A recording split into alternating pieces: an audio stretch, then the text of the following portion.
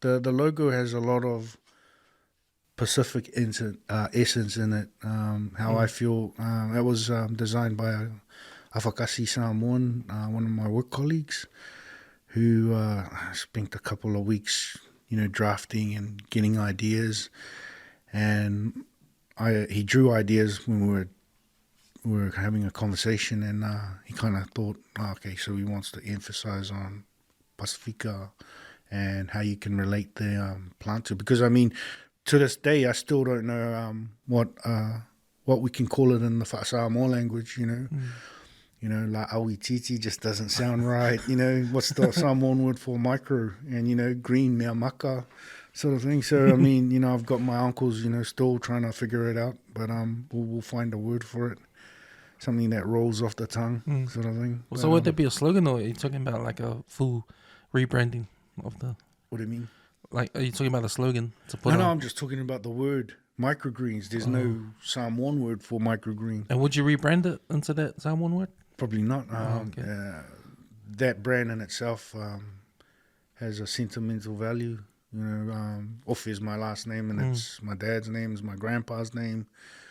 But I've found a way to emphasize it within, the business of and commercializing it by making it an acronym. So it stands for my last name, but of course it also stands for Optimal Fresh Edibles. Hey.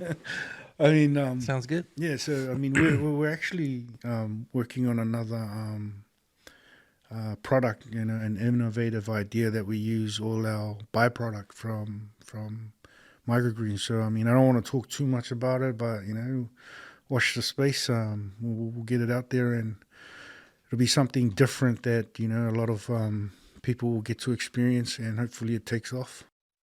But yeah. How long have you been doing this now? Well, I've been researching for the last 3 years. Wow. And we registered the business last year, and so we're coming up to our second year. We registered in February last year. So during that 3 years researching, was it a progression? How in the first year, every time you learned something new about it, it just gave you more energy to say, it's gonna happen. Yeah, I mean, at first, I mean, like if I tested myself and thought, sat there with the Hennessy in my hand and go, do I really want to be serious about this, or am I just going to be, one of those guys that muck around, get it done, and then just, half-ass it. So I said to myself, I wanted to do it properly. So, there was a time where I had a boat, and, I gave the boat up, and all my toys, just sold them all and just used the funds to start the business up. And then they also went in with me halfway, and then we started putting our assets together to develop this business. So we sat down. I did all the research. He did all the marketing, research aspects of it, and what I needed, where I need to be, how long we were going to take to do this, just focus on these onwards and upward goals. And so, inch by inch, we made it forward. We were getting all these qualifications. So for me, it took me to go back to school, but I didn't want to go back to a classroom sort of thing. So I tried to look for some sort of part-time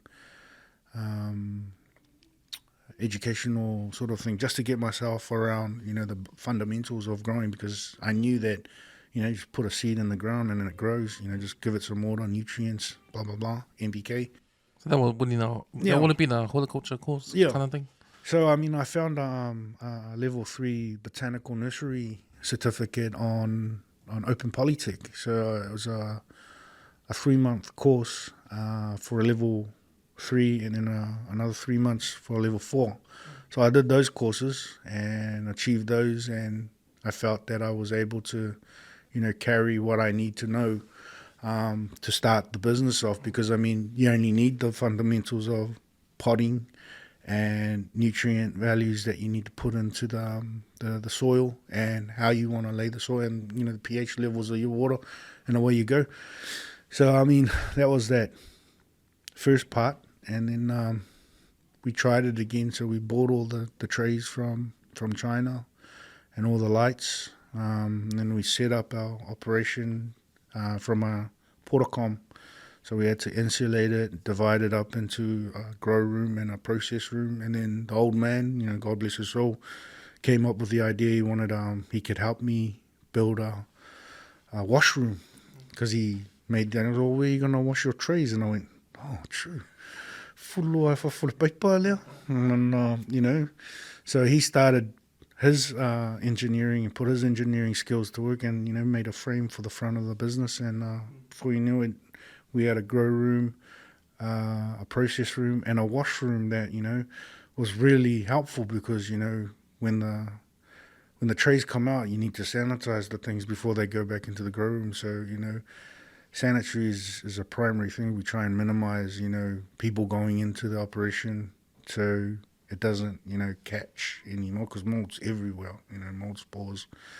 You're breathing it, sort of thing. And so once that thing settles, it just explodes and it starts to multiply. So you don't want to do it, you don't want to catch it sitting in your grow room. So in the grow room, there's a lot of fans just rotating the air, just blowing in all directions. So it's just mixing, the air waves, just to keep the airways moving inside the grow room. And then you got an air inlet and an outlet, so it sucks out all the bad air, all the used up warm air, and it blows in a few, some good, clean air, filtered air with our filtering system. We've got a air conditioner that regulates, and it's monitored, so we can monitor the temperatures. And then we added a humidity gauge, which senses how much water and moisture is in the air, which is a real vital component, because if there's too much water, then spores can explode a lot quicker. And if there's not enough water, it becomes too dry for the microgreens. So we got a sweet spot of 65, which is a good level that we've, it just took a lot of tweaking. And so we found that, around that area, 65% was where we want to be, to try and keep the water levels for our microgreens. It varies with a lot of the growers out there. With all the different variables, like, because you have the portacom, obviously you got the dimensions to it. Yeah. And so there's a lot of testing at the beginning to make sure the environment's right. Yeah. And the volume of the area inside the portacom. Yeah, a lot of wastage. Yeah, so, I can imagine. And man, it took a while to get it right, but you just do a lot of reading and sharing online. Social media was a good component that gave us a lot of information. We could dig through a lot of the groups that were finding it really hard for themselves. Most of it was American and Canadian guys, and then up popped this new New Zealand group, New Zealand Microgreens. So that's run by another good friend, Tony and Sho. So they're another microgreen grower that we've teamed up with. Right.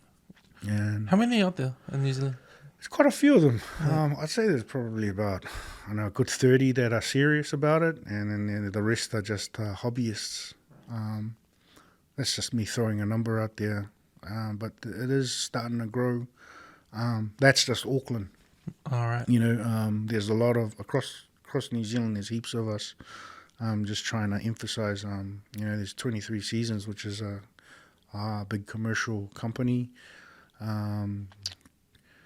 Grow My Microgreens, which is out North Shore. There's another reputable company there that runs a lot of microgreens that caters for Farmer Joe, I think, and a few other restaurants out there.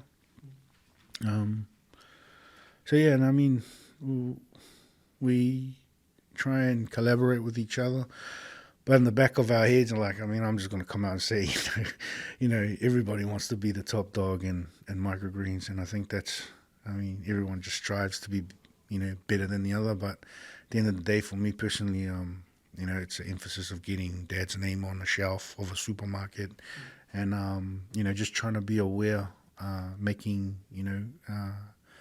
a health conscious decision with microgreens, and just introducing it to a lot of our Pasifika. For me, it might sound that I'm contradicting this, but when I started off at Avondale Markets, nobody wanted to grow the thing, or it was just a lot of questions. But so I stopped the Avondale markets, and I think maybe it's not ready for this side of Auckland. So that's why I'm in. But now it gives a lot of options. I mean, I'm not trying to be but there's a lot of businesses around there that and a lot of people that know about microgreens. So it just makes more sense for me to start off the business in an area where I can grow comfortably, and then definitely come back to the hood and start pushing it out a little bit more when I'm a little bit more confident. I mean, again, we're still a young business. We've made mistakes like everyone else, but we learn from it, and and just try and push forward. No, man, it totally makes sense. You got to go with the market as well. And like we said, for our people, like, we don't want to hear microgreens. We want to hear big greens. Yeah.